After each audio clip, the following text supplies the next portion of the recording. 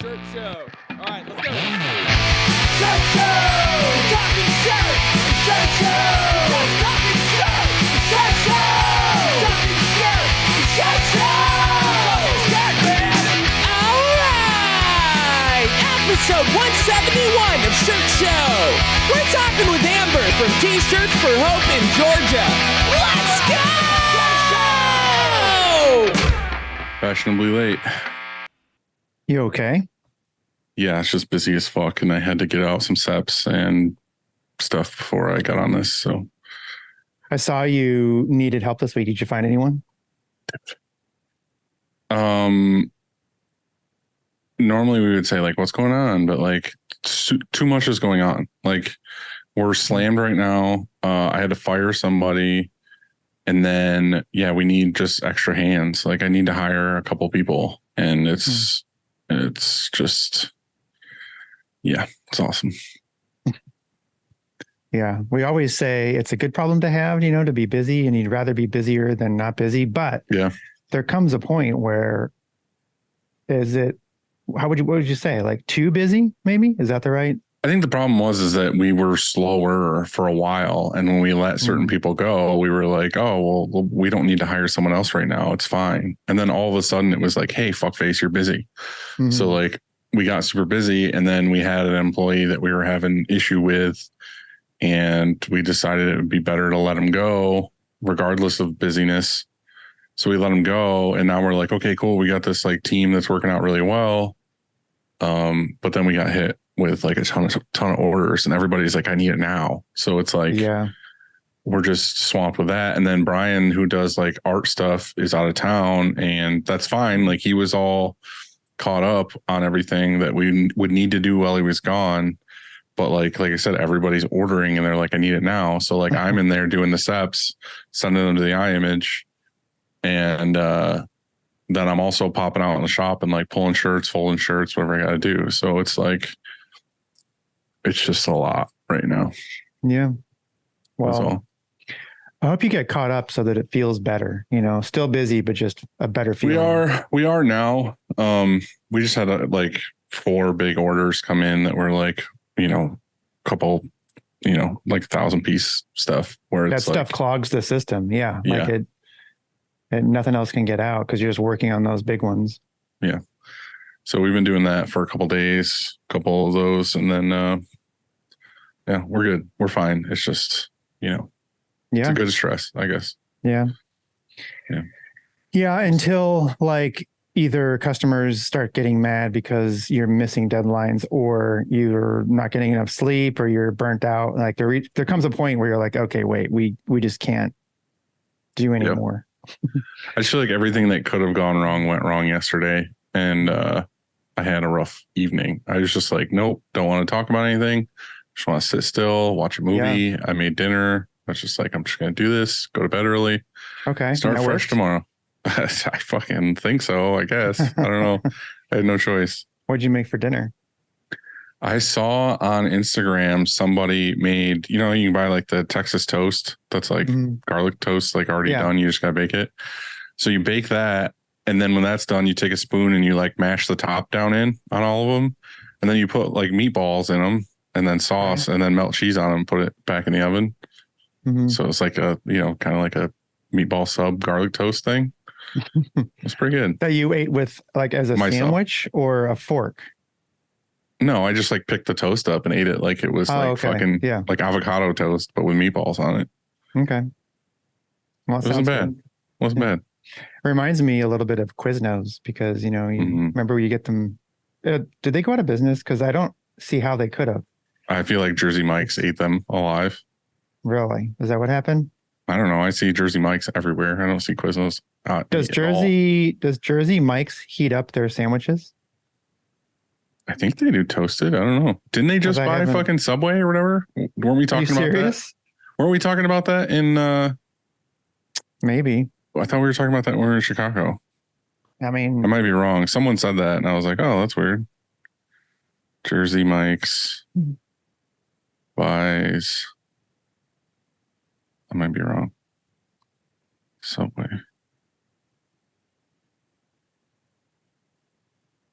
feel like Jersey Mike's is smaller than Subway, location wise, because there's more subways. Oh, Rourke Capital, which I think who owns Jersey Mike's, bought Subway for $9.6 billion. Why? Just they want to be fucking sandwich artists. No, just be Jersey Mike's. Don't be Subway. Subway sucks. Fuck Subway. Yeah. I don't know. Whatever. It's a sandwich monopoly. Yeah. Hey, I wanted to say that I'm testing, which you know already, but I'm testing the Stampinator.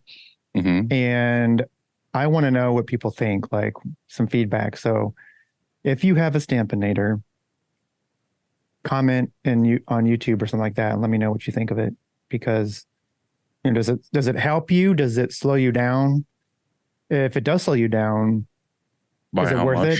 Yeah, is it just a second on the delay and you get better quality and it's worth it? I mean, I'm just curious how people are using it. Is this your way to get ammunition to fight Kyle? Maybe. No, I didn't. I wasn't that tactical with this question. I was just like, hey, I wonder what other people's experiences are with the Stampinator. So I know I've talked to a couple and they're like, yeah, we love it, but just curious. I don't know what's going on with your camera. It's fine. You look fine. It's just, I think your sweater is like throwing it off because it's like a heather gray or something, but like your facial hair, just like, I feel like you could rock a handlebar mustache pretty hard. Like if you shave the sides down, you can't really see the middle because it's a little light colored. But if you just went straight handlebar. Oh, look, I see kind of what you mean. Yeah, if you just went straight handlebar, you'd fucking be a badass. I think it's because how it's graying. Because this isn't very. I've got grays right in the middle. Like I have the anti-Hitler stash. Like I got white in the middle. And it just looks like I have like boogers on my mustache. I'm gray, a lot of gray down here. Yeah. It's cool, whatever, Did you have some visitors yesterday? Yeah. I saw a picture. What was that all about? I don't know. I think they were M&R, Maggie and Lindsay from M&R were down for a different reason, not to come see me. And they're like, I think their car broke down out in front of our shop is what happened, right? Yeah. And they were like, can we, use your phone or whatever. And then also Richard Jolie was in town. And so what was he in town for? Installs? I think he was uninstall. Is that what you call it? Uninstalling a press that sold. And so nice. I think for Nikki. Yeah. I got a little FOMO. I saw friends at your shop and I was like, oh, that's cool. Well, I mean, I'm trying to be more like you, and a few people out there like me, and they're like, oh, Indy's okay. I'm working on it. We're getting there. You're lovable. Let's do it. Frank. While I read this, you should be stretching. I know. That's how this works. Ready? Speaking of, I got a new thing for my back, and I did too. Good. It's ordered, and that's not here yet. But look, it all starts with a screen, and whether it's new stretches or restretches, Frank and his team do it the best. To find out more, go to graphicscreenfashion.com, FFFFF. Rank.com. Or greatfuckingscreens.com. Yes. Okay. And you should go there because it's a new website. Yeah. You said that last time too. So now I know. Just reminding. Really, now we're hammering it home. What was I going to say? Oh yeah. So I ordered an inversion table, and so you lay down in it. Is it the thing that like flips you upside down? Yep. Yeah. Dude, I did that once and hurt myself so bad. Yeah, I'm not hurting myself. I'm gonna take it easy. You can, because there's different angles. You don't have to go completely upside down. You can just go like this or this. Yeah, but the problem was I used somebody else's where I didn't realize that, it's like, what is it, like fulcrum or whatever, where you put it in a certain spot. Well, they had it in a spot that was not set up for me. And I fucking got in it and flew backwards like full force. And I like crumbled on myself and smashed my shins, and it fucking sucked. Of course that happened to you. you know, Of course in it the, did. in the thing on the version table. But I ordered it. It's a teeter. It's called is the brand. Makes sense. Mhm. And it is on its way, tracked to be here Friday, and it's going to cure my back. Okay, Fuck yeah. that's Hope just so. leave it right like that. It's Okay. it's making things absolutely 100% perfect. Nice. Cleaning screens is no fun, but Easy Way makes it more funner. Their line of eco-friendly chemicals will make reclaiming screens a whole lot easier. Check them out at easyway.com. Easy Way. It's the easiest way, baby. Oh, I like that at the end, the baby part. Mhm. Yeah. Mhm. Spiced it. Mhm. If you or your art department could use some love, then you need to go to 1-900-HOTStuff.com and get in touch with Nick or Lucas at Graphic Source and let them run your art department so you can focus on running your Shop. shop. Is that what you said? Yeah. Shop? Nick threw a Hail Mary for me, and I got some a la carte steps done from them, and it's amazing. So thank you to Nick. Thank you to Graphic Source. They knocked it out of the park for me. They amaze me every day. Mm-hmm. And also, he sent me a pic of him at the pool in his bikini bottoms with his Don't send that to me. with his legs, and they're super tan, like good looking legs. I know, that's why I don't want you to send it to me, because I won't get anything done for the rest of the day. I think you could see some feet in there too. So, and then the best part is he had the shirt show hat on top of his package. Nice. You know what I mean? Yeah. Filled right out. Choosing the right emulsion for your shop is complicated, and that's why we love Chromoline. Go to chromoline.com to watch Kev's vids or contact him on Instagram at the Emulsion Guru to get the answers you need fast and efficiently. Wow, lots of Kev will be here the week of the 25th. Nobody cares. No, sorry, never mind. Nobody cares. I guess I'll just go die. He's this is what do you, like. Why is he coming to your shop? He's coming to install a laser. Whatever. He's not. Okay. Fake news.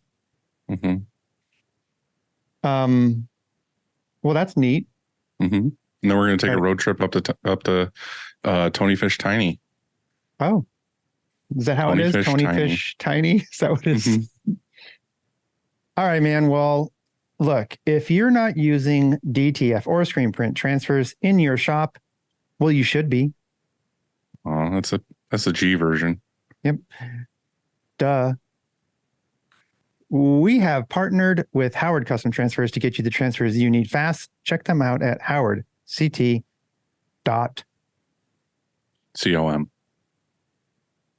Yes. What do we got today, bud? Mr. Gilligan, today we have Amber from TShirts for Hope, and she's located in Florida. Do you know the nickname? Nope. You know Florida's nickname? She's in Georgia. It's the same thing. Georgia, Florida, same thing. You don't, it's not the same thing. I knew she was going to come in hot. Okay, so Georgia, I didn't know that. Why did I think Florida? I have an answer for that, but it's just the southern drawl. It's the southern drawl. Mm-hmm. Y'all, Andy, do you stand up the whole time? I do right now, but I just watched this video on proper sitting and how it can also open up a little bit of space back there for the nerve. And so if you do it right, you got to sit right. I am curious now, what's proper sitting? Exactly what you and I aren't doing. Probably, yeah. So it's I'm not a doctor. I can't describe it. I watched the video. It was like for 10 minutes, but I think it's, you have to be sitting forward on your chair, kind of legs out and like like spread a little bit, your knees apart anyway. And then, the back in a neutral position.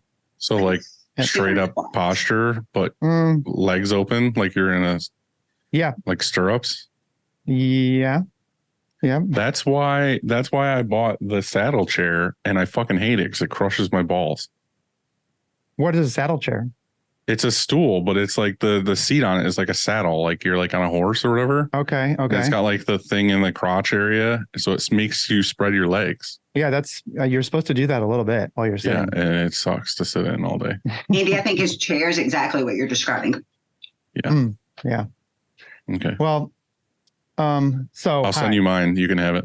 Hi, Amber. Hi, Andy. How's it going? Are you talking to me or Andy? It's You. good. I don't care what he's doing. Things are great in Georgia. It's 95, humidity's 105. That's gross. That's why I left Georgia. Whatever. I have a hard in hand due date of tomorrow, Friday, and the shirts haven't even got here yet. 500. So it's great. So instead of doing that, you're hanging out with us? Yes, I don't have any shirts to print. Okay. I mean, I would be here anyway, but I don't have shirts to print. Does your UPS come same time every day? No. We are out of the county, so seriously, it might be 7:30, 8 p.m. Oh, no. It's late. So we schedule pickups, but they still put them on the truck half the time. Mm-hmm. So it's very, very unpredictable. Do you have daily pickup? Not unless we schedule it. Oh, so you're scheduling it every time? And when they pick up, it's like 7:30 or 8. So if we have air, it doesn't make it back because our air has to be delivered at 7:30. I don't remember what it is because I set it up so long ago, but daily pickup is pretty inexpensive to just say I want Monday through Friday pickup at 5 p.m. or whatever. They won't come at 5, it's 7:30.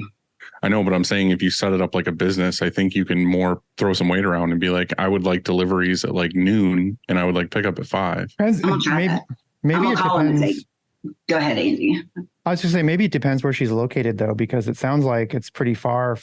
Is it a rural route? Yeah, we're out in the county. Right, but they might move her around in the route to where it's earlier in the day. Could be, yeah, if you pay. Right, I don't remember what it is. It's not much. I think it's like I don't know. I want to say it's like stupid cheap to just be like weekly, probably $50, maybe. Yeah, maybe. It's like if we schedule one, it's like 50. Yeah, you should just do every day and then pay the same price. Yeah. Obviously, my budget is not like Dylan's. Right, big baller. That $50 could buy me one of those chairs. Mm-hmm. So what do you do then? If you obviously that screws you for rush orders if you're not getting shit till 8 o'clock. That's got to be there Friday, so hopefully we get it tomorrow. And then we asked them to hold our boxes tomorrow, so hopefully we get it tomorrow, and then we'll print it and next day air. So luckily it's a contract job, so we're not responsible for the goods. Mm-hmm. So what's things like at the shop right now? I know you're a little chaotic with that, but what else is going on? Little chaotic. We took some contract work. We took some work to help a fellow printer out. Dylan mentors me on some things that he told me, do not do this. And I did it anyway. And it's obviously a good mentor. It has bit me in the butt hard, but I went and trained a local shop. They have brown printers.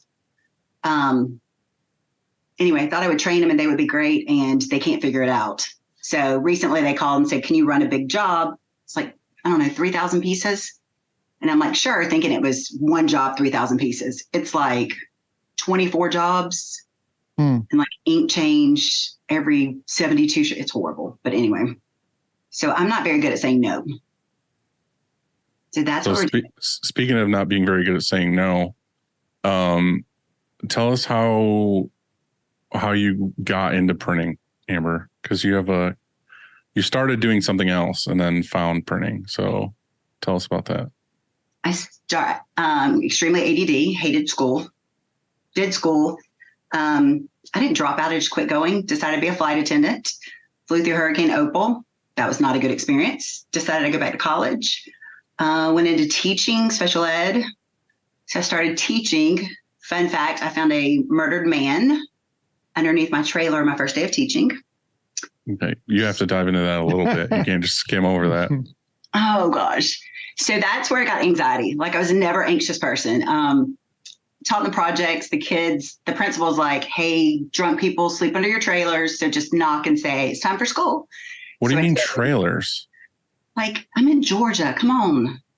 I think she means like an annexed part of a school. Like it's in a, like a mobile home, but it's an office. Maybe. Is that it?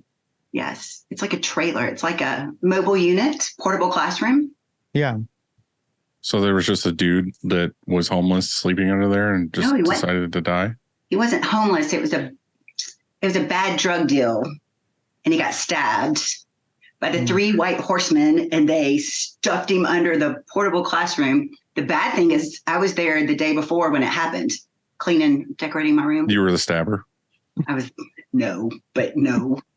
So my principal said, keep the kids away from the dead man. And I did that for my first 8 hours of teaching. That's the excitement of my life. It's crazy. So then, what did you do then? You were just like, you taught the class and just said avert your eyes, or? Like that day, or like? Yeah, that day. That day. Okay. So I taught special needs. So I taught kids with emotional behavior disorders. So pretty much kids that were like in detention centers on weekends, and then they'd come to school. So I had to teach them out of the cafeteria in the library. It was horrible. And I was 22, young and dumb. So you were a young flight attendant then? I was a young flight attendant. Why did you stop doing that? I feel like people who do that really like to travel. I'm so glad you're listening to me. We flew through Hurricane Opal. Yeah, I heard that, but you were just like, I'm done with this? Yes. I called my parents to come get me. I think we landed in Birmingham, and they said, absolutely not, unless you go back to school. And I couldn't find a ride home, so I was like, fine. So I used to be really good at softball, so I got a softball scholarship. I played at Georgia Southern, didn't really study much, so I came home. And then I got a scholarship at our local college, so it paid for my school. And during that time, I legit sold mobile homes, trailers for my dad's business while I finished up school. So not trailer trash, I just sold them. So you went to school, decided to teach, and then another horrible thing happened to you, and you were just like, I don't want to do this anymore, and decided to what? So flight attendant to finishing college to, during that time, I got put on ADD medicine at 2020. So I went from barely passing and making really dumb decisions to finishing my bachelor's and my master's. I did my master's in a year, which is not normal. Like all of a sudden things clicked. So then I taught for 8 years, trying to think what the other bad thing is we're talking about. And then I went to pharmaceutical sales. And then I had a very abusive boss who got sued for not sexual harassment for me so much, but by 8 women, verbal, emotional, sexual assault, not assault, like abuse type thing. So he got sued, and we got paid to take an extended leave from work, and I took a non-compete. Pretty nice paying package, but with that came a lot of depression and anxiety. And that is why I got into printing, to get out of bed, to find a hobby. Something to do. Is that the bad thing you're asking me about? I'm trying to go. No, you're good. That's where we need to be now, is where you started printing. Okay. So why printing though? Why did you decide that was the thing to do? So I've always been creative. I've been doing shirts forever. Started out with like the wood stamps for a little arts and crafts fair. Just to clarify things, I am not a crafter. I'm just creative. So started with that. And then with my special ed kids, we would have shirts printed and we would paint them, and we would do like the thick white plastisol, and we would do math problems on their shirts with dry erase markers. So it just kind of started with things like that. Kids learn how to write their names. I'd do the tags that say, hello, my name is, and they would practice writing their names. And that was just kind of a cool thing for them to do. And then I realized it was a really good side hustle. Then like 8 years later, we did a lot of mission trips, and I realized, I'm paying $10 for a t-shirt. Where's the $8 going?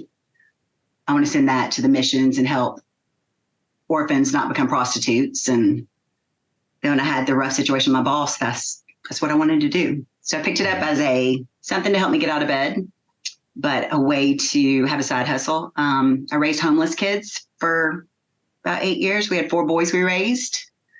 When you say raised, you mean you like adopted or fostered them? Lifted them up. I'm just kidding. We didn't get any financial assistance at all. No government funding. It was, we would take them, like eighth, ninth grade, totally, they just ended up in our laps and needed help. And it started out with just helping with like back to school supplies and prom fees. And then I realized like some of the kids, Dante's one of the boys that we had was homeless.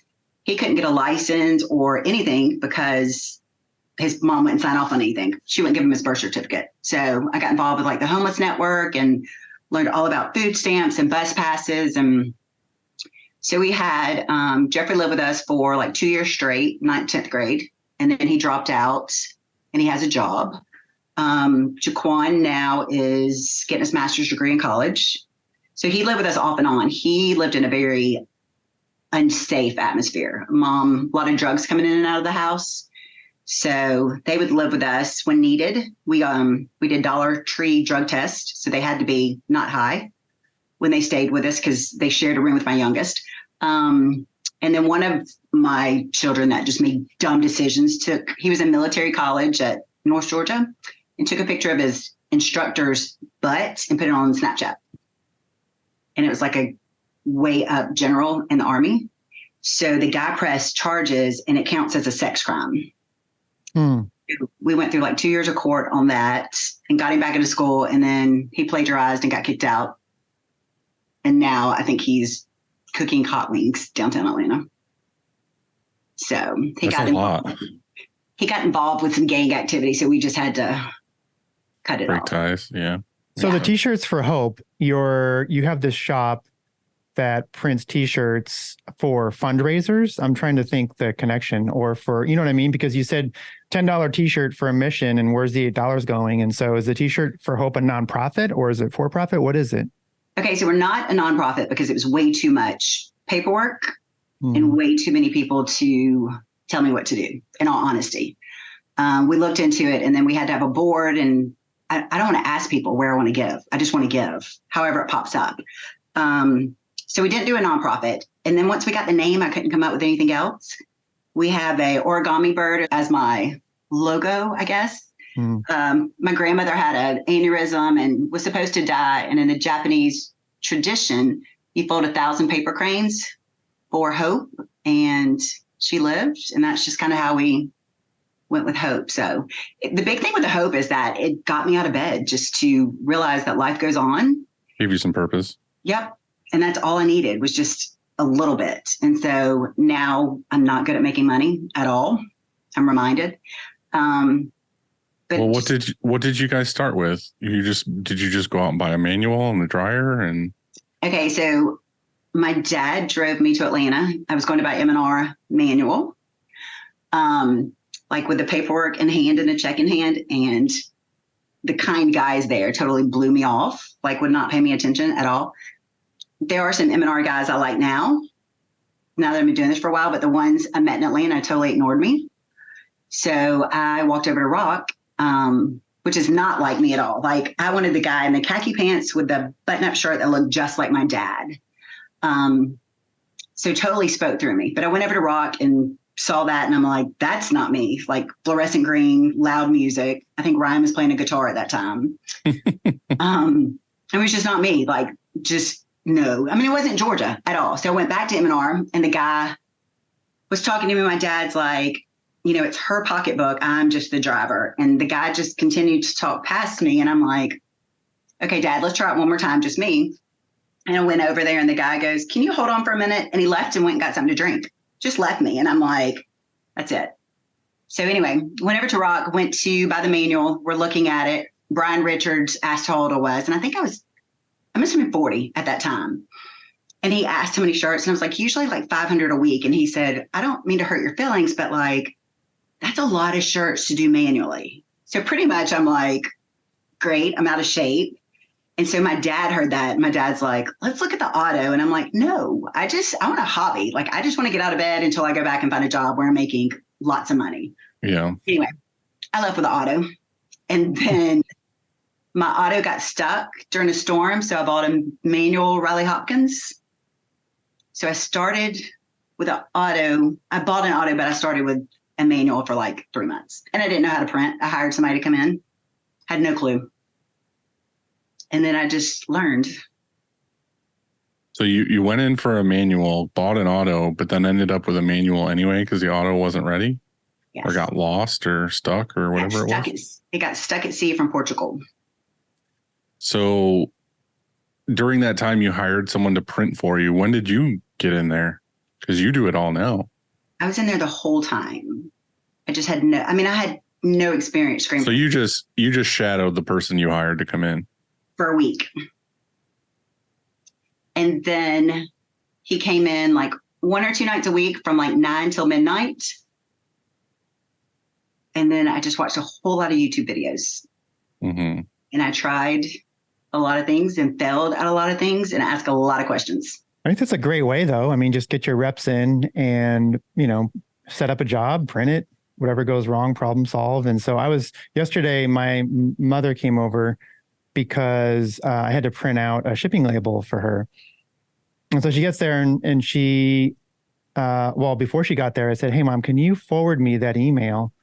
And then I'll already have printed it out and everything." And she goes, "I don't know how. I can't, just wait till I get there." So she gets to my house and I'm like, "Hey, I'm going to show you how to forward an email instead of reply or whatever. I'm just going to show you." She goes, "But I'm going to forget."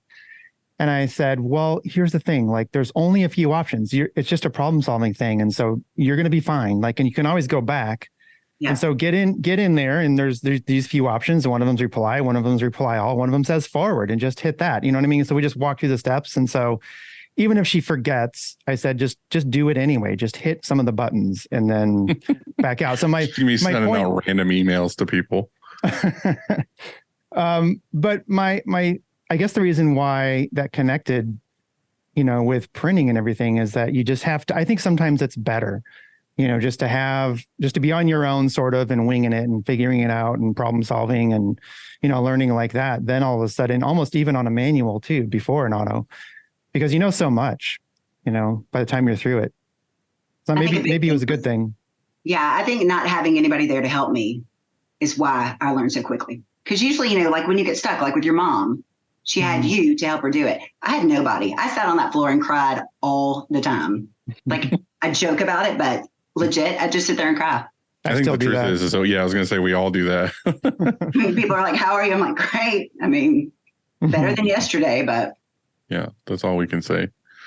So you got the manual, you get the auto in finally. And then did you get training on that? No.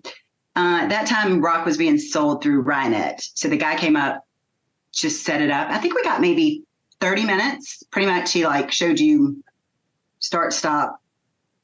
Maybe, that was about it. How to put a squeegee on. I didn't know how to put a squeegee on a flood bar.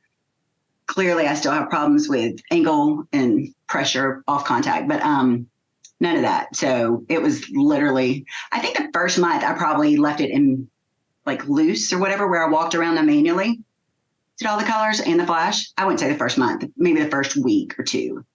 And there weren't videos really back then with rock. So it was a lot of just figuring it out. And I'm good with computers for the most part. So the control panel worked pretty well. The other thing with you is the shop is on your property, right? It is. So that's convenient. Yards from the house. So what is it? Is it like a barn that you converted into the shop, or what is it? It's a trailer. I'm just kidding. I knew she was going to say, okay. It is the same trailer. Yeah. It's a double wide trailer. We put two together.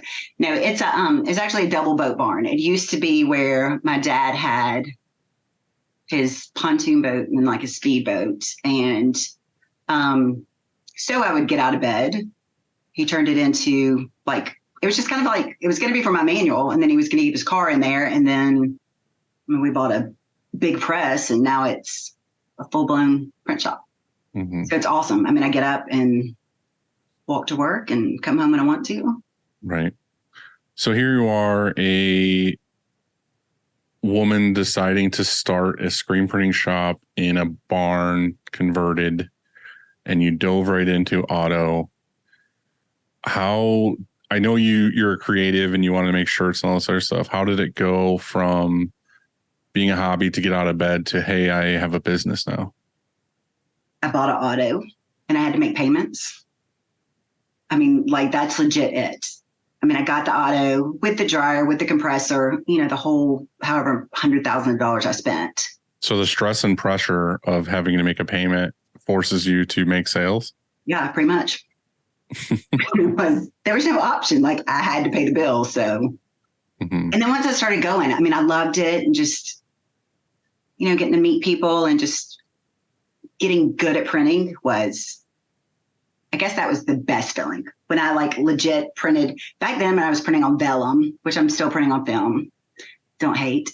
But just to see it, start it and then print the project and then see the kids in them, especially the mission trip kids, just that made it worth it. So I think for you, it's pretty fulfilling to get into this industry then, because you got into it, but you also got involved industry wise. Like I see you all the time. You go to shows, you're involved with rock, and you're also involved with, what's the other thing you're doing? Print United. No, I am Print United. That's the Paralist. Unite Together. Unite Together. Yeah. So with all of that, I mean, we could talk about business and printing, but we do that all the time. But with you, it's kind of more the community. Like are you finding that this is where you want to be? Like you feel like you have a purpose now and it's not something that's just a job to job kind of thing. It's more passion now. Yes. I have to put chapstick on. Sorry. Yeah, I love people. And I think that's been the coolest thing about this industry is that everybody is so different. I think too, because there's not tons of women in the industry or printers and shop owners, like doing all of it. I love that part. I think guys, like some of y'all are not, I'm not gonna say y'all, but there are guys that are in competition and they don't welcome people in and they don't share ideas, which is the exact opposite of the shirt show community. But I just feel like I've been welcomed everywhere. Any shop I've asked to go to besides in our hometown, I'm welcomed in. And, when I call and ask, I'm screwed, help, people help. So I hope that I'm bringing community more together. Right. Letting everybody see that there's plenty of printing out there. But people are my passion for sure. What's the ultimate goal for T-Shirts for Hope? Once you get it all figured out and you're moving along, what's the goal? Is it that you want to focus on missions and fundraisers and stuff like that? Or do you just want to print shirts and help where you can? I want to give people hope. I know that kind of sounds generic, but Andy, that kind of goes with the T-Shirts for Hope, like whatever it is, like, just, if whatever it be, like we print shirts for people whose kids are going through cancer or people who lost a child or, Hawaii, what they're going through, those types of things. I want to provide hope, but I want to give people hope. Just even if it's reposting, like y'all did something with the shirt show for the hurricanes, I think was it in Florida? I mean, I donate to everything and it may only be $10, but to be able to reshare it and thousands of people see it, I just want to give people hope. And, T-Shirts gives me the opportunity to give people financial support in addition to that. But a big thing too is like with my ADHD, I think if you look on social media, people make it seem like it's like this plague or something that's so horrible. I want to be able to give people with ADHD hope that like life can be great if you look at it in the right way. So as for business plan, I don't know. I need to pay my bills every day, daily bread, and that's about it. Like I don't have a grant. I don't have like, I want to make this amount of money. I want to make enough money not to stress about bills. Yeah. What's the biggest bottleneck right now?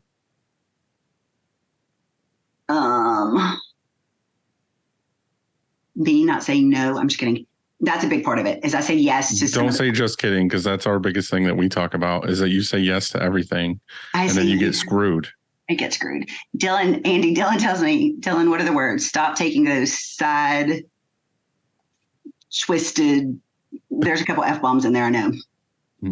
But I always take those jobs that suck. They suck. Like the artwork's ready in the file, and then I get it, and it's like a PowerPoint image. I think I'm my biggest bottleneck. I say yes to jobs that suck, and it ties me up where I can't take the jobs that are rush jobs that make me money. So I just took a job making for a hotel. It's 100 shirts and it's a $10 profit per shirt. White ink only on the front. And if I Right. wasn't Think about how much money you made on that job and how quick you can get it out the door. I know. And then how much time you're wasting putting together and messing around with all these orders that are contract that they want pennies. And I think we all take jobs from time to time that we regret, and so saying no is way easier for me now, especially when we're busy. I mean, it's really easy. If we're But how about when slow, you're slow? yeah, it's tougher, because you want to keep people busy. But I mean, still anymore, it's just, it's way easier for me.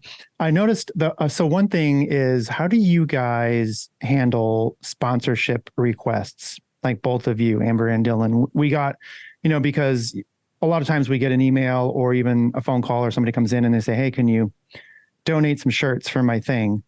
And we have, we might've talked about this before, but one just happened yesterday, and it actually happened on Monday. And we emailed our standard reply. We have like a signature that we send, and it's like, yeah, so our program is that, yeah, we love to help the community.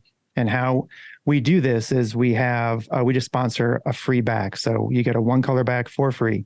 So, you buy the shirts and you buy the front, but we're doing the back at no charge. A lot of times there's sponsors on the back and things like that. And we sent that to her. And then she replied and said, oh, no, we're looking for, a full donation. And they wanted 250 shirts.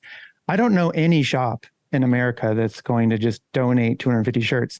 Maybe they would under certain circumstances, like if it's a top 10 customer or something and they have something going on and you're like, yeah, I'll take care of you on this. But just for a random, a stranger calling, looking for 250 shirts, you have to have some program, I think, in place because you want to help the community. It feels good. It's rewarding. Like you said, you're doing it for maybe an Alzheimer's walk or whatever it is. But you can't help if you donate just the shirts and everything, then maybe you can do that to one person for the whole year. But if you do a free back, well, then it sort of works out and we can do it. Whoever asks, we'll offer that free back. So how do you guys handle that? Andy, your free back, does that include like, if you're going to print their back, do you have to be listed as a sponsor?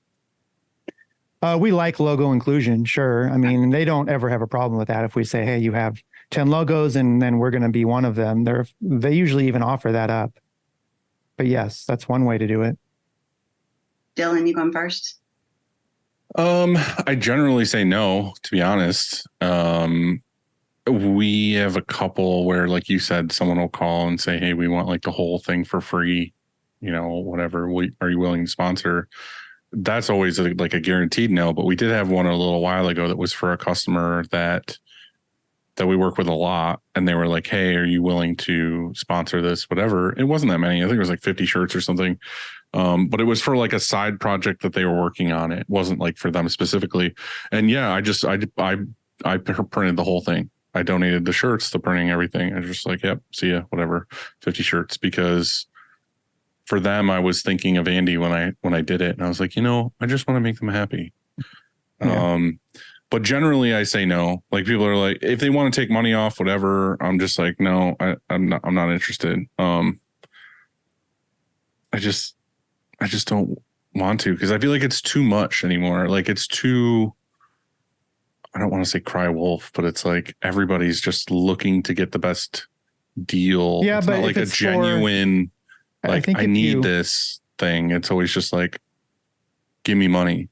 I don't know. Well, then that's an easy no. But if it's for a cause, so we limit it. The free back only works for causes. It's not because you are starting, I don't know. It can't be any of the things like you said. It has to be a legitimate reason. It has to be for a good cause. And if it's for a good cause, then maybe you can work something out. I think, I think that would be good. I just think when it happens to me, it's like the local fucking, I don't know, like the field hockey team or something. Like, okay, would you donate for our whatever, print shirts for our thing to help fundraise, whatever? And then they always order shirts from like the next city over.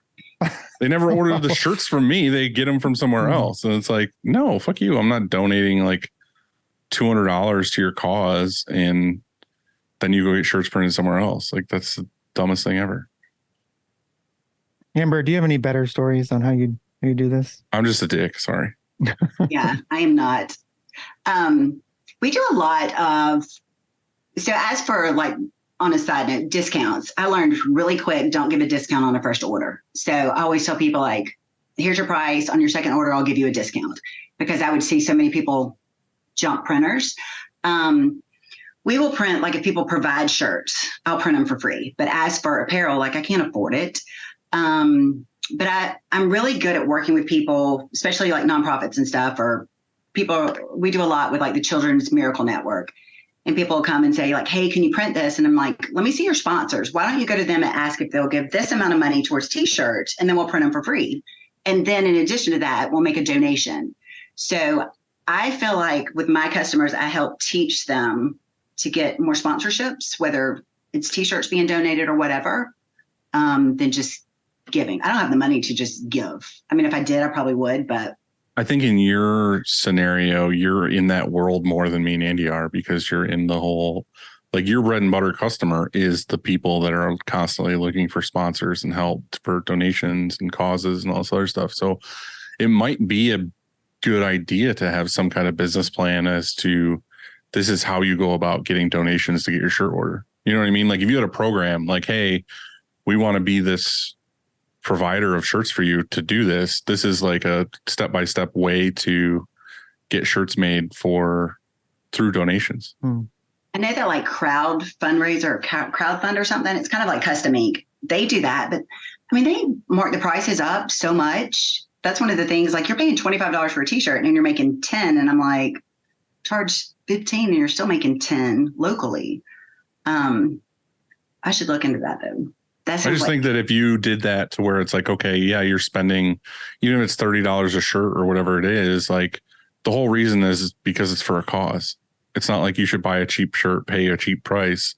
You're buying the shirt for an inflated cost because the inflated cost is going to the cause. Mm-hmm. So if you were just like, hey, I know I want to make $10 a tee regardless, like you're limited to 2 to 3 color prints or something. You want to make $10 a tee, then the other $20 or whatever goes to the cause. Then it's a win-win. You're printing shirts for $10 and they're getting their, 15, $20, and it's a win all around. You just need to have that platform together to where it can happen. Like you're saying, that would be. Go ahead. I'm sorry. That would be her niche, is that, because of her name, T-shirts for Hope. If you had a program in place where people could fundraise really easily, and you can kind of show them how, guide them a little bit, you're saying? Yeah, like make the whole plan. The problem is if you don't have a plan and you don't have like PDFs or like a website for it or whatever, it's just like you're just talking to people and they don't know it exists and whatever. But if your fucking focus and plan is, this is what we do, this is how we charge, these are our rules, then it's more legit to be like, okay, I'll do that. Because usually they don't have to put anything up front. It's just a pre-sale, whatever. And then you just make your money and you don't have to take on these jobs that suck. We just started doing online stores, which has been a major moneymaker for us, because we simplify it, mostly for coaches, which it's a lot of transfers, which I don't like, but that'd be cool to do it, set it up that way for nonprofits. Yeah. But the thing is we've talked about this before on the phone, is you're not set up for that though. But that's the problem, is that all these things that you say yes to, it's not something you're set up for. Or I don't want to do. I mean, we have 3 air heat presses, and then we've got the Stalls hat press, and then another Stalls press, and then I've got the Stampinator on my press. I just don't like doing transfers. I understand. I'm just saying that like I have to come to terms with sometimes too, like there's this market that we could make money on, or somebody comes to us and they're like, whatever. So for me, I'm going to say schools. And it's always like the committees, and there's all these names and all this other stuff, not just like a bulk print order, but just like all this random shit that goes in an order, like names and numbers and like all this other stuff. Like I can do it technically. Like I have the equipment. I could cut the vinyl. I could order the transfers. I could do this. I could print the fronts. I could deal with the committee, all this other stuff, but I don't want to. I'm not set up for it. My production every day is set up to print like bulk amounts of T-shirts. It's not set up to have somebody. Right. But it's not set up for one person. Like say I have someone in the office. It's like, oh, I know how to handle this, and I'm going to on this day, I'm going to order the transfers for the names and numbers, and I'm going to go out and have someone press this, and I'm going to contact the school for this. And it's just like, I don't have that flow to do that every day.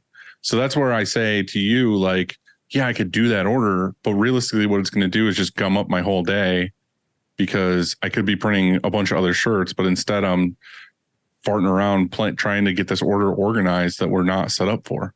So that's what I'm saying is you could take an order and you're like, I need an order. You get it. And you spend 2 days on it just doing the logistics. 5 days. 5 days doing the logistics. I'm too nice on emails too. And then I give my cell number and then they text. And I love my customers. I do.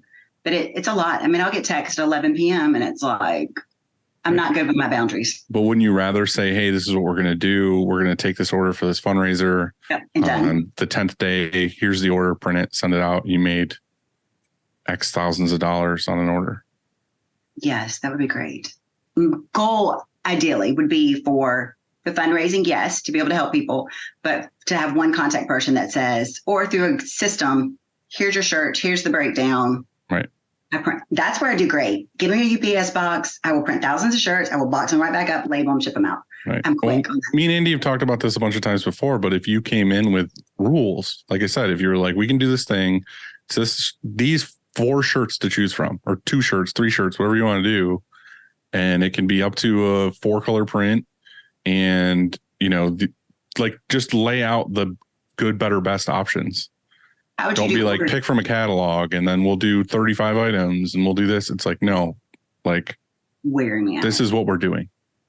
Would you do it online though? Or would you have a point of contact do the ordering? Because like through PTO, we do a lot with the military bases, but like with the schools right now, they're doing online stores and we bag them, but we give them to PTO. So we're not doing individual shipping. That takes way too much time for me. Like, yeah, I think that's fine. I think you could do both though. Like if you set up not necessarily a fulfillment center, but like if you set up a section to where you could just bag and ship directly to the people who ordered, or you can do, that's what we do is like, if it's a fundraiser store. How many we are there in your shop? No, I'm just saying it doesn't take a whole lot to do just that. It's not like you're warehousing anything. You print, say 100 shirts and 20 of them are for pickup and then 80 of them are getting shipped individually to a customer. That's just, going on whatever platform you're using, Shopify or whatever, and printing the label with a packing slip, and you just put it in a mailer and send it out. We did one. We've done a couple that have worked out really right. Right now we're working with the FCA and the Dominican Republic. And so people are ordering hats and shirts and we're only shipping within the US, but it's not like mass volume. And those are tedious things I don't love. I'd rather have like an end date, do it. Yeah. I'm not good with the follow-up. What software are you using for your stores? Right now we use Chipley for the most part because I got a really good discount on it. And it's great for schools because I can just load up like the whole color scheme or whatever. And then I guess Chipley's pretty much what I'm using. Like I did GoDaddy to begin with.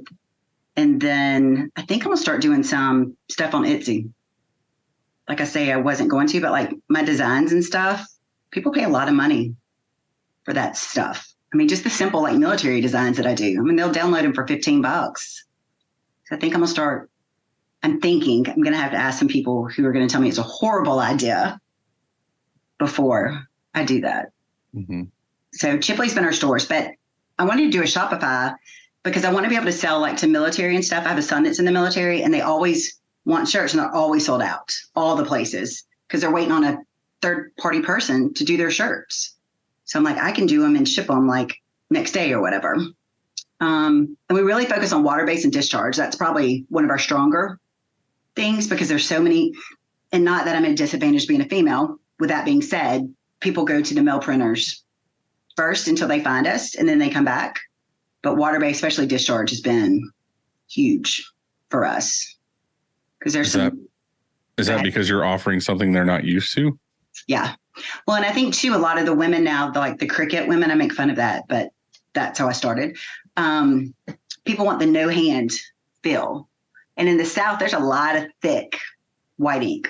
Everything's through 110s, not hybrid mesh, not killer white, Wilflex. It's the cheap thick. Can you tell that I pay attention to y'all? Mm-hmm. It's the thick white, 110 flash 3 times. So when we're able to offer a super fine print, even if we do plastisol on, like a 200, 230 or whatever and hit it twice, then ink, then prints is something. And it lasts. That's a big thing. A lot of people are used to the vinyl cut here and it washes off. We get that all the time. Is it going to wash off? Or we'd like something that doesn't wash off as quick or peel off as quick. So we just kind of promote that. And with discharge, I know it's not washing out. I just feel like if you, I don't know, I don't want to, I feel like I'm telling you how to run your business and I don't like it. I don't know. I just feel like if you can market that, like put it in a package of which part? That's the problem is I have all these ideas and I can't, and I don't have a team to help me do it. It's kind of my idea. And then I ask other people. What do you think, Andy? I think you were going down the be super niche and, have these fundraising stores. Is that what you were talking about? Yeah.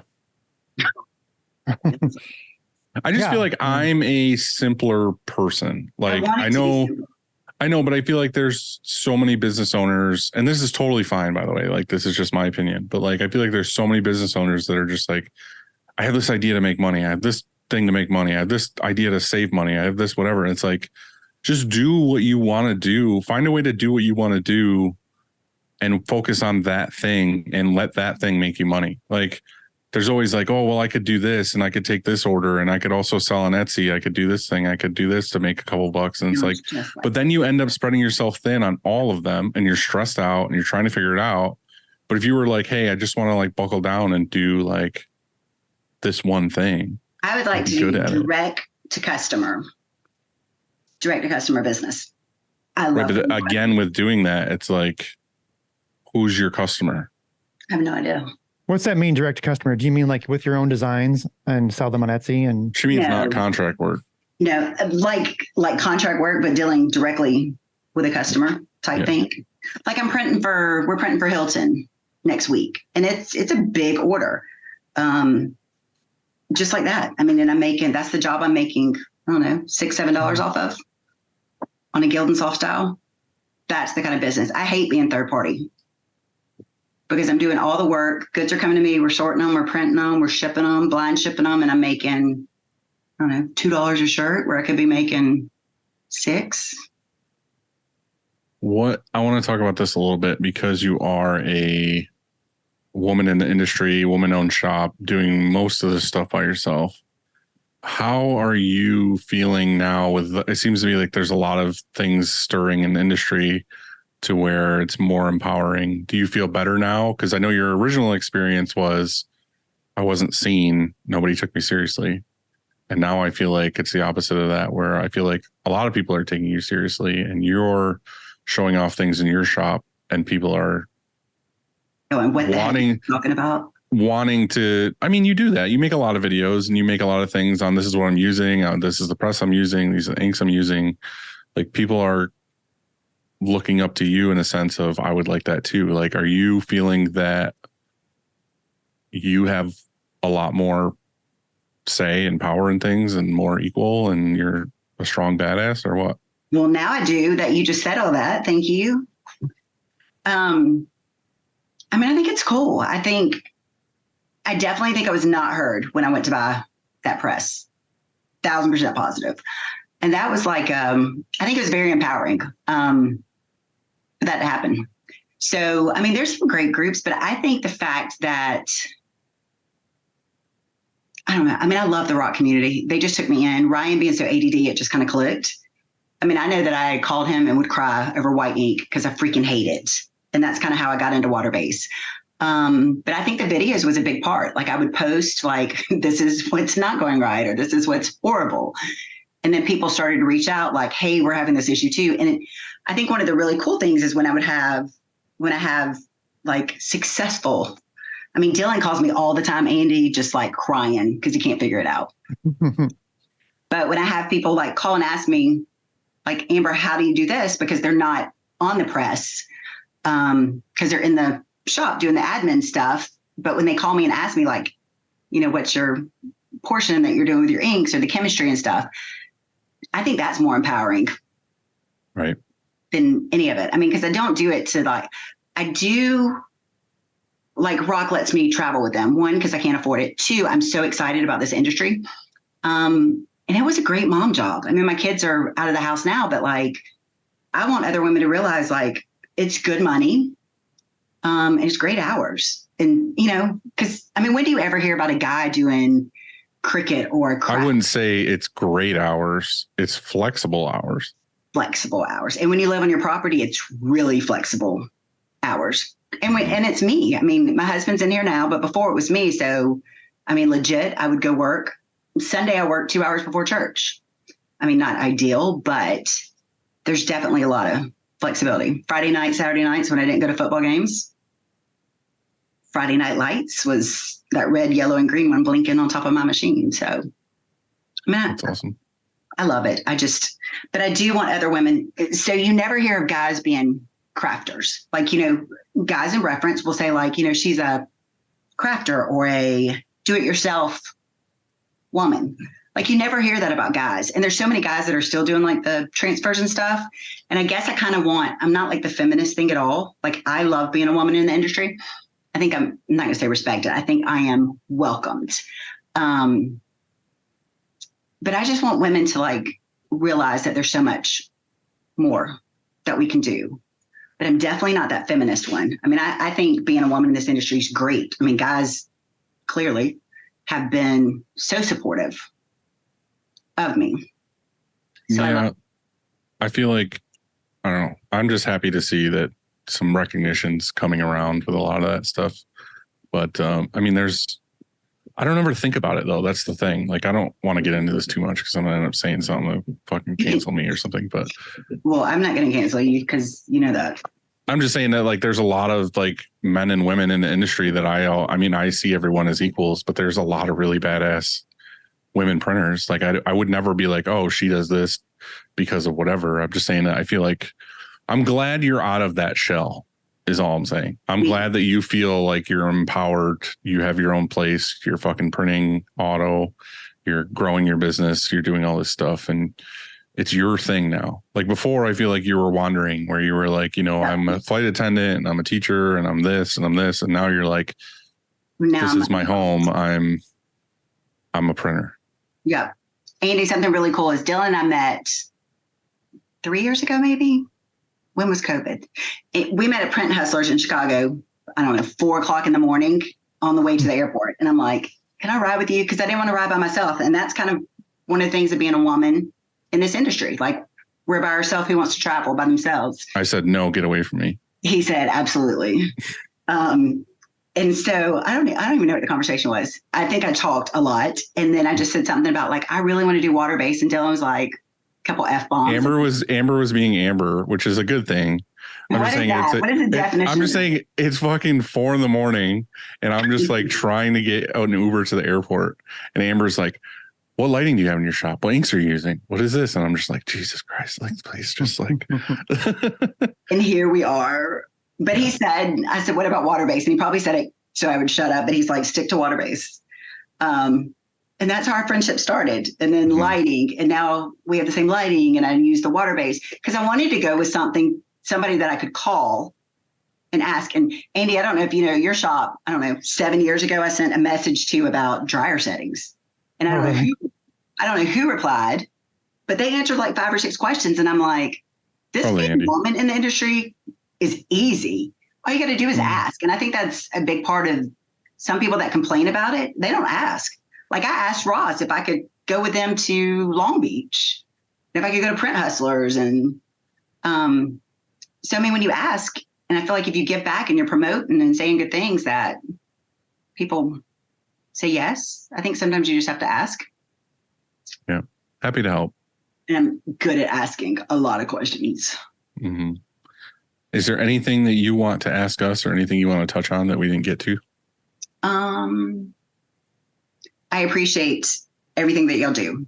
I mean, not to sound cliche or anything. I will say at Print Hustlers in Texas, when y'all had your stage presentation, I think the coolest thing is when y'all started the Discord, just to welcome everybody in, and he welcomed everybody in. I think that was huge. And to go on there and see people that are, just DTFing or whatever. But I go on there all the time and to be able to ask questions, and it's being a total equal on there. So I think that's a platform that has really helped to meet other people that are more successful and then, just starting out. I wish I would have had that 8 years ago when I started. So I think I just wanted to tell y'all thank you on that. I know that. Thanks to Tony. Yeah, Tiny Fish is a huge part of that. That was awesome. I love some of his prints recently. But that part, having women on the shirt show too, it's hard for y'all to realize, not hard for y'all to realize, but you don't realize until you're in that situation, that there's not a lot of women doing what we do, not just in the industry, but like screen printing. Like, I don't have one friend, like Jessica Tiller is one of my best friends in California. She doesn't print. So I can call and ask her a business question, but I can't call her and ask her, how do you print, or what emulsion are you using? That type of thing. So it's cool that there's, things like this are starting to bring awareness to, there's other people out there and stuff. And it's not just focused on color and sexuality and all that. I think that's huge, because I want to be treated as an equal because I have earned it. Not there yet, but I hustle every day and I try to figure it out. Yeah, I think I just see people as printers. Or business owners or whatever. Like, I don't care who you are or what you are or whatever. But that's not the norm, Dylan. Mm-hmm. I think that's awesome about you and totally respectful. But we're overlooked, which is fine. But people come back if they want a relationship with somebody. Just like Andy, you said something about Alpha Broder. I think it's your Alpha Broder. People ordering from Alpha Broder and there's like no relationship there. I think it was that one. I don't know. I watch all your shows. So, but I think people come back for the relationship part of it. And Dylan, just your patience with me, I think has Dylan one day said, and it's funny because I know you don't have any patience, but you do with me. Dylan's like, everybody, you talk to everybody here. And it never clicked. Like, yeah, I do. So, y'all are more empowering than you realize that you are. So that's not kissing up to y'all. That's just being very honest. Well, thank you, Amber. Thank you. So I appreciate Andy, it. would you like to start in on some over-unders? Yes. So we have a few over-unders here. So I'm going to say something and you tell me if you think it's overrated, underrated, or properly rated. The first one is Believe. Believe? Yeah, like the pain medicine. I believe. I don't take it. Overrated? I don't know. I don't know. I used to take it every day, if not twice a day. And it's supposed to cause like major issues, like health issues and stuff, like eat your stomach and liver. I feel like anything you take causes you major issues. Chocolate. I choose chocolate over everything. I stopped quite a while ago, and I don't know. I don't know if it worked good or not. What do you think? I normally take ibuprofen, but I've tried today. I popped in Aleve because just to switch it up. And you're right, Amber. NSAIDs do irritate or can irritate your stomach and cause an ulcer. So always be sure to use or take it with food. Whereas with Tylenol, it's gentle on your stomach. Just candy. However, it's hard on your kidneys or liver or something. Yeah. So it's like you can't win. But I think Aleve is properly rated. I think it works okay and a little bit longer than ibuprofen. So anyway, I think properly. Have you ever taken Ultram by chance? What is that? Your step up. Like a prescription strength or? Mm-hmm. Okay. It's a good one. It lasts. I used to sell it. Well, next we have pumpkin spice. Overrated. Super overrated. I don't like pumpkin flavor, so I don't like pumpkin pie. I don't like all the stupid T-shirts that people make, crafters with the pumpkins and. Well, that's what I thought when you said you had an Etsy store with your designs. I was thinking, what a reason, because I know somebody that we used to print for somebody that had probably the largest store on earth. That sold. It would be literally sometimes just be a pumpkin or thank you. It just said thank you. Thank y'all. Things y'all. like that. It's all y'all. Yeah. Yeah. I'm when I say Etsy, I don't mean like, no, those aren't my designs at all. Mm. I would just do digital downloads. But listen to Dylan's plan. I'm not doing those either. We are printing one that says, are you following? It's not my design. Heads up. It says, are you following Jesus? And it's like in a fall looking shirt. I won't be wearing it. Won't be wearing it, but I am going to print it and sell it. Mm-hmm. I am okay with pumpkin spice. I think it's properly rated. I do get, I like it, so I can't hate on it too much. Next, we have marketing. Underrated. If you're saying it, I would say it's underrated. Yeah, I'm with I don't you. have marketing, obviously, so it's. I'm finding out, and I'm kind of earlier stages on this. I know there's people that are going to say the opposite and whatever else. I'm finding out that a lot of the stuff that we're getting from the hiring people to do like Google ads and to do all this, we're getting a lot more leads in, but there's a lot of leads that are just dog shit. Like there's good ones in there, but there's a lot that are just like, I don't know. It seems to be a lot of like, so anyway, this is going to be a longer story than it probably should be. On the thing, that you click to from the ad to say like, what are you interested in? Whatever. I feel like 99% of them are 25 shirts or less. Like we have options of like, what do you want? And you're thinking it's a screen printer and putting money into this that you're like, oh, we're going to get a lot of people that want like a 50 to 100, 200, whatever piece order. It's almost always like people just being like, oh, I want 5 shirts that has like fucking Sonic the Hedgehog on the front or something. It's like, what is this?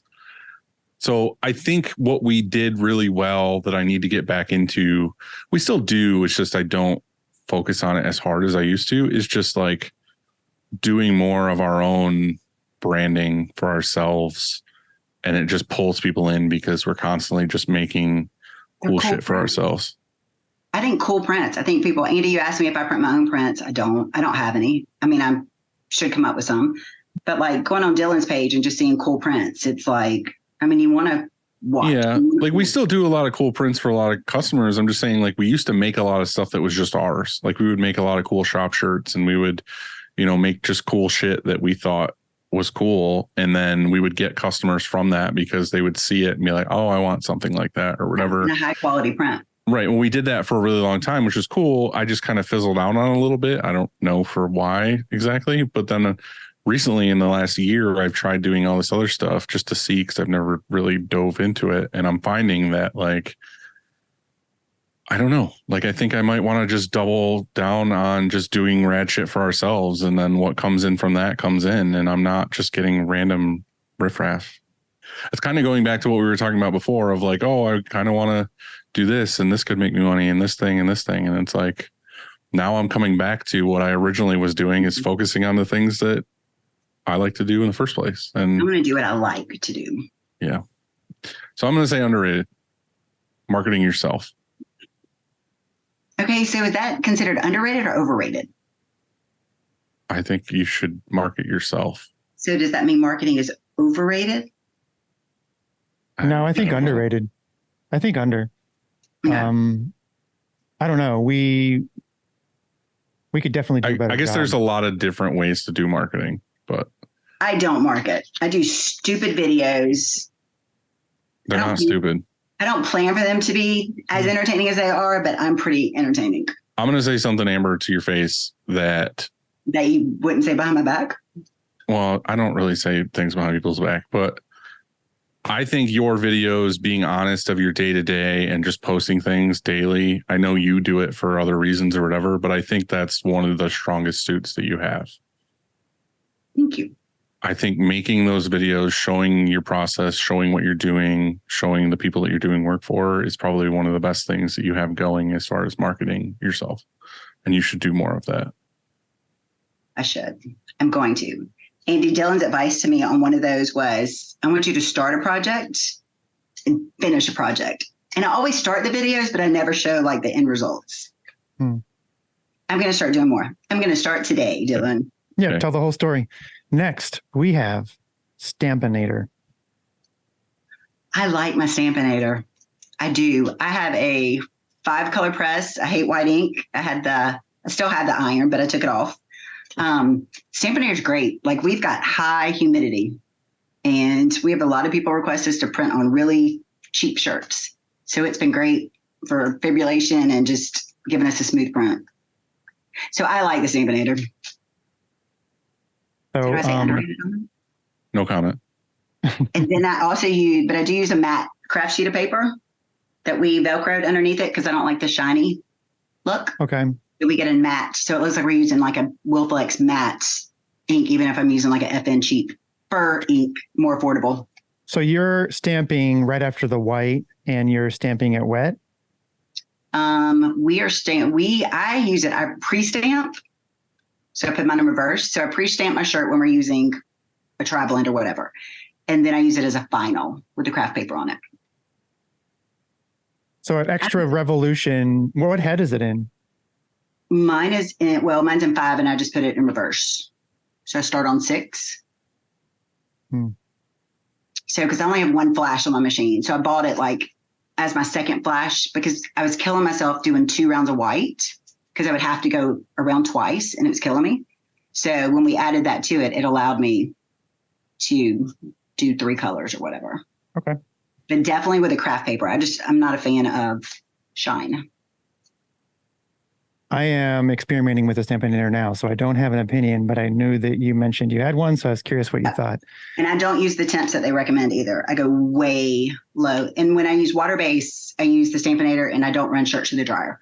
So running the machine by myself, it allows me to print a bunch and I just stack them. So I add warp drive to any of my inks and then I don't need 2 people in the shop. So and you finish with the stamp. Yep. So I flash it and then I finish with a stamp and then it just has to sit 72 hours. Okay. Number 5 is Bella Canvas. I don't know. I love Chris Blaskey. There's a long story behind that.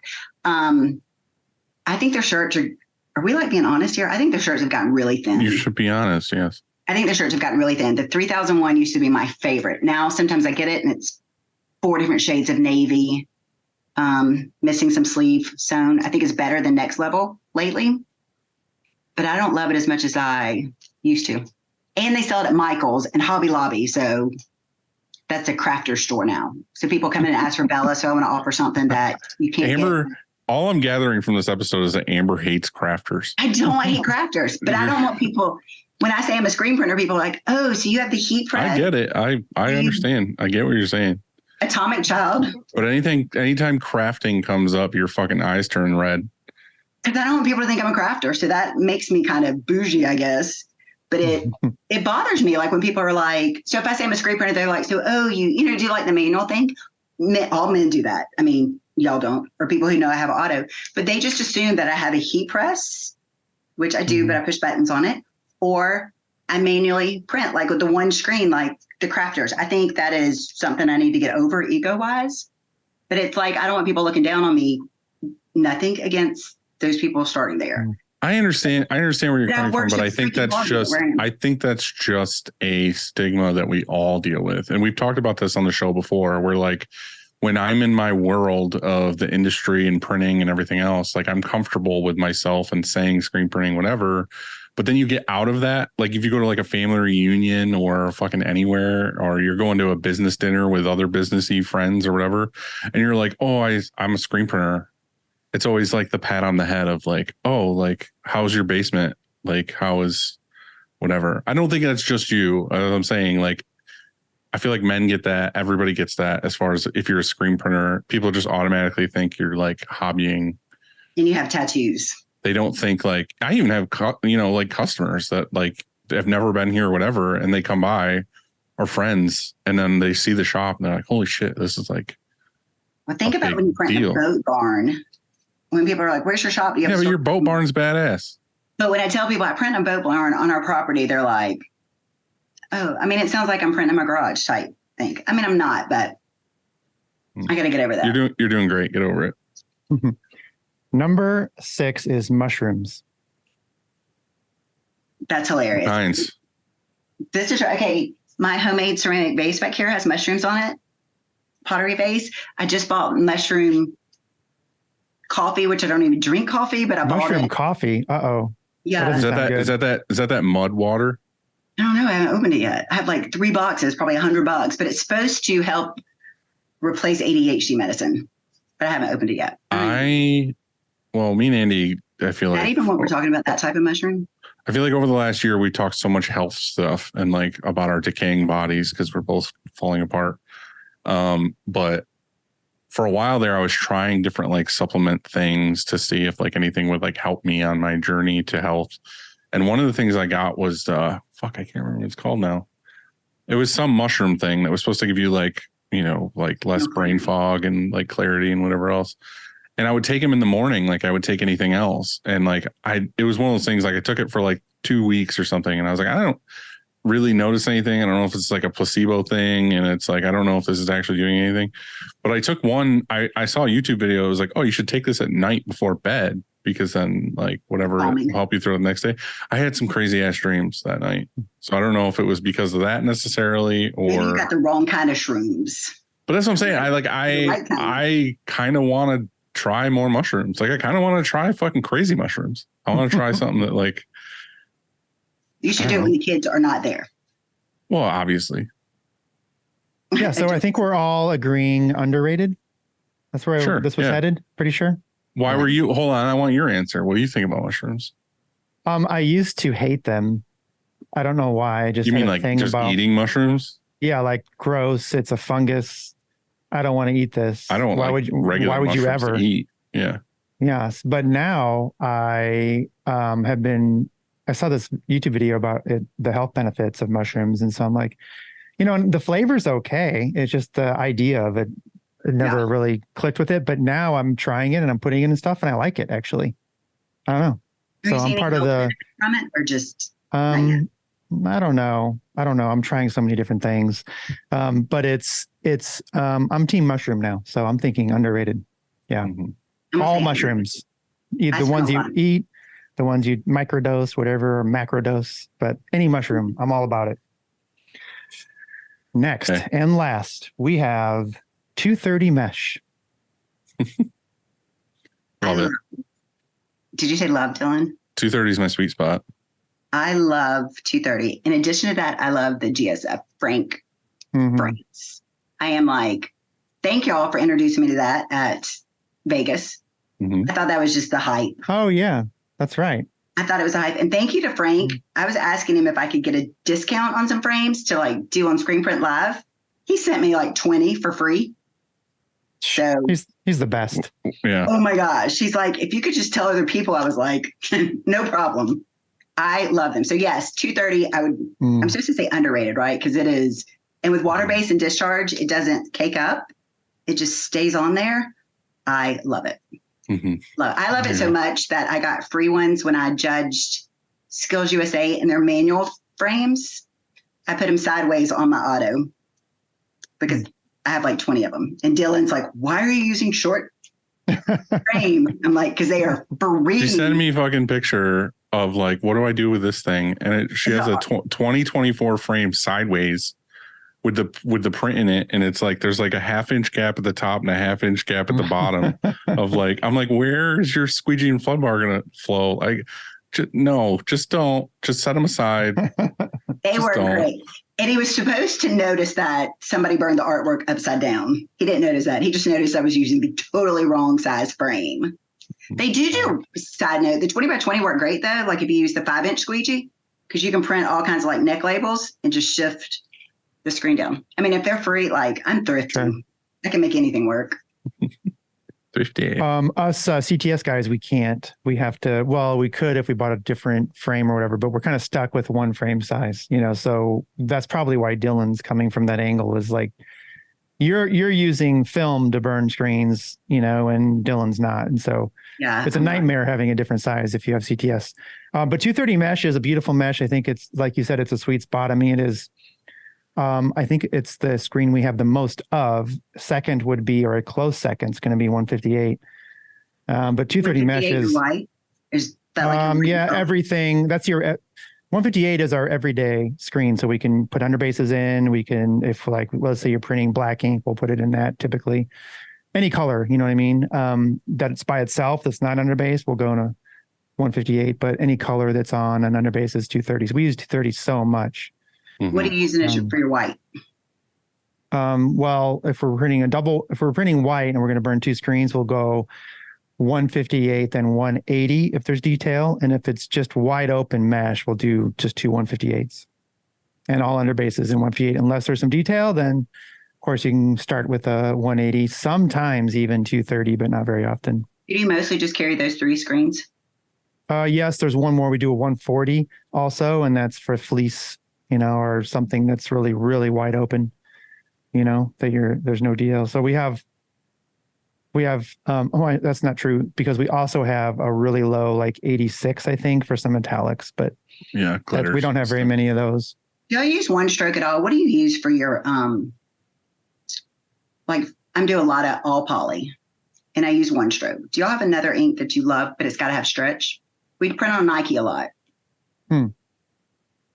Dylan? Well, I didn't get a chance to tell you yet, but since we left your place and talked to Ray, we got samples of Amazing Bright Tiger, and we are now switching all our white to Amazing Bright Tiger. I love it. It's my favorite. Especially now that Ryanette carries it, we're going to order it from them. Is that Ryanette's new ink or whatever they said they were? They now carry Wolflex and they carry Easyway. So I'm going to order my stuff from them. Hey, before you order from them, can I send you a code for you to order through? No, don't do that. Don't say no. Mm-mm. That hurt, and that was like live. Y'all should edit that. Amber, yes, yes. So yeah, I'm a yes. But thanks for talking shop with us. Thank you. And keep being awesome and giving hope to your customers, I guess, and everybody too. Yeah, everybody. You're just a bubbly face that everyone likes to see. Except when I'm crying. Yeah, I don't want to see that. Don't call me when you're crying. Those are real feelings. That's okay. Crying is all right. I usually call him when I'm crying, like last resort. I know Dylan will answer the phone. And he says, don't do it. Not anymore. Andy, thank you. It was so nice. Congratulations to Saks Fifth Avenue show. Oh, yeah. She's such an inspiration and talent. Like, it's crazy. I told him he needs to watch his back now. Oh my gosh. Yesterday. She doesn't know me. So I'm like, I would love to promote you. I would love to print a shirt just to print it to promote women. And she's like, well, I'm married to a screen printer. And I'm like, I know, I don't want to sell it. I just want to put it on my press. Andy, you can print the shirt and ship it to me and I'll just put it on the press. Okay. But I'm like, she's so talented. It's stupidly talented. She's out there hustling too. Yesterday she met Maggie down there and I gave her a tour. And then afterwards, she just walked around the mall and handed out her, she has this little sticker pack. Yeah. And she just walked into stores and she made friends with like the manager at Golden Goose who needs artists sometimes and things like that. So like she just. For their shoes type displays? Yeah. Golden Goose shoes. Yeah. Mm-hmm. That's freaking awesome. She said, we text quite a bit about mushrooms and sleeping tea and stuff. But I love the article that she just had done. Oh, yeah. It says that the two of y'all were walking through the mall or the store and that she was shy, but you said, let's go find. So I think that, I guess my point is to y'all too, that you may not see how your little introductions or your little, like, go do it. It's huge. I mean, especially like with me being a small shop, like, I mean, Dylan's like, you can do it. Go ask so-and-so. And I'm like, I'm not. And then I'll call back and I'm like, I did it. He's like, I told you to. I mean, it just like with Frank or anybody else, it's just, so thank y'all for encouraging people and women to do stuff, to go for it. Shirt Show is for hope too. So I love it. Dylan's, thank you for limiting your F-bombs for me today. I tried. So I honestly tried. There's a couple that I couldn't. I can see your hesitation because you go. Bite my lip. So I appreciate that respect there. So, well, go print your jobs. Go be a badass. We appreciate you. We'll talk to you soon. Bye. Thank you. Bye.